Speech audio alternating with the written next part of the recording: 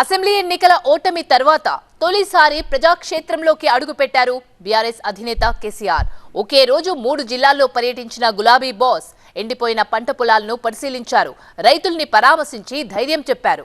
ఎకరాకు 25,000 చొప్పున రైతులకు నష్టపరిహారం ఇవ్వాలని ప్రభుత్వాన్ని డిమాండ్ చేశారు. ఎండిపోతున్న పంటల్ని స్వయంగా పరిశీలించేందుకు పొలం బాట పట్టారు బీఆర్ఎస్ అధ్యక్షుడు కేసీఆర్. నష్టం తీవ్రత ఎక్కువగా ఉన్న జనగామ, సూర్యాపేట, నల్గొండ జిల్లాల్లో పర్యటించిన ఆయన పొలం గట్ల మీద రైతులతో ముచ్చటించి వారి బాగోగుల్ని అడిగి తెలుసుకున్నారు.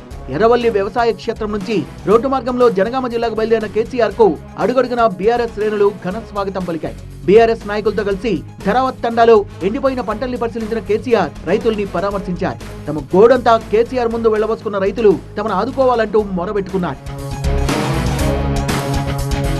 జనగామ జిల్లా నుంచి నేరుగా సూర్యాపేట జిల్లా తుంగతుర్తి నియోజకవర్గానికి వెళ్లారు కేసీఆర్. వెలుగుపల్లిలో ఎండిపోయిన పంటల్ని, వరి పంటల్ని పరిశీలించిన కేసీఆర్ రైతులతో మాట్లాడి వాళ్లకు ధైర్యం చెప్పారు.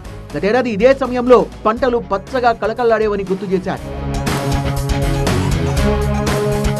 జిల్లాల పర్యటన సందర్భంగా కేసీఆర్ ప్రయాణిస్తున్న బస్సును ఒకే రోజు 2 జిల్లాల్లో పోలీసులు తనిఖీ చేశారు. ఎన్నికల కోడ్ కారణంగా తొలుత జనగామ జిల్లాలోని మొండ్రాయి చెక్పోస్ట్ దగ్గర బస్సును అణువణువు చెక్ చేశారు. ఆ తర్వాత సూర్యాపేట జిల్లా ఎర్కారంలో కేసీఆర్ బస్సును మరోసారి ఆపిన పోలీసులు తనిఖీ చేశాకే ముందుకు అనుమతించారు.